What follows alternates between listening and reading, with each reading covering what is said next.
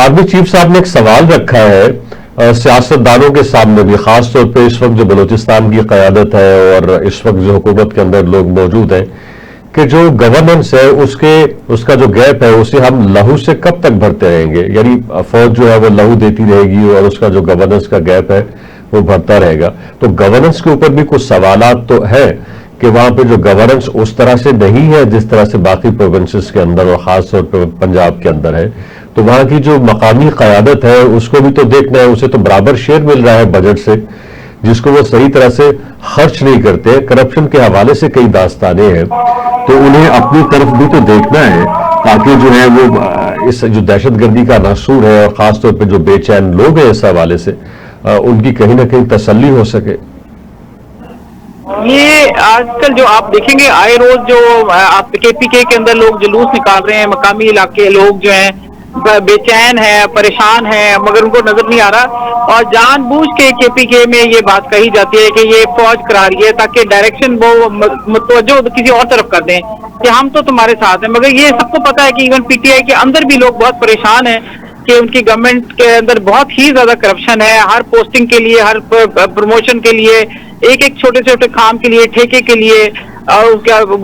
Commission लिया जाता है और इतनी बड़ी रकमें मांगी जा रही है। इसके अलावा शाम को मगरिब के बाद पिकेट लगा दी जाती है, जो कि वो टीटीपी के लोग जो है वो कहते हैं, इनको सरकारी तालिबान उनका नाम है, और वो सरकारी तालिबान के जरिए उनसे कहा जाता है कि वो किसी को गुजरने की इजाजत नहीं है। Even in certain places even police नहीं जा सकती, तो रात को उनका राज होता है। अब आप देखिए कि ये मामलात के बावजूद और लोगों को खौफजदा किया जाता है, उनको दहशतजदा करके कि वो आवाज भी नहीं उठा सकते। जो कहीं जुलूस निकालते हैं तो निकालते हैं, अलहदा किसी की मजाल नहीं है कि कोई चूम कर सके। और लाइकवाइज ये बलूचिस्तान के अंदर भी ये मामलात जो हैं इसलिए भी बहुत ज्यादा बिगड़े कि जब आपने वो टीटीपी के लोगों को लाके आबाद किया था तो उनमें 5000 से भी ज्यादा लोग आपने बलूचिस्तान में आबाद किए थे। तो आपने बुनियाद तो वहीं रख दी थी कि आपने करना क्या है, और वो इतने बड़े बड़े दहशतगर्द ला के वो बसाए गए थे, और जबकि काम हो चुका था, उनको निकाल चुके थे। हमने उनको दोबारा जब उनका हाथ पकड़ के उनको लाया और आबाद किया, उनको बहुत उसके लिए फंड्स भी दिए। सही। तो पीटीआई ने 2021 में, आपको मेरे ख्याल पता भी होगा, याद होगा, अक्टूबर नवंबर 2021 की बात है, तो उसमें इतने बड़े दहशतगर्द थे, वो उन्होंने बैठ के बकायदा, ये इतने दिन, ये एक दिन की बात नहीं है, मगर इस सारे अरसे में हुकूमत जो है ना वो एक चौमुखी लड़ाई लड़ती रही है, या हमारी गवर्नमेंट वगैरह, कि जो पीटीआई के इल्जाम तराशियां और ये झगड़े और एक बयानिया बनाया गया उसी में मुलविस रहे, जिसकी वजह से ये वो जो इंटरनल जो एक्चुअली सिक्योरिटी के मामलात थे उनको उसी तरीके से उसको टैकल नहीं कर सके। और राइट नाउ मैं आसिफ साहब से बिल्कुल एग्री करती हूँ कि हमें एक पोस्चरिंग करने की जरूरत है, वेरी स्ट्रॉन्ग पोस्चरिंग की जरूरत है, where we take a position कि जी अगर नो नॉनसेंस, कोई किसी का लाड प्यार नहीं होगा, किसी को गोद में खिलाया जाएगा, किसी के ख्वाहिशात का इतना ऐसे किया जाएगा जहां कौमी सलामती का मैटर आएगा,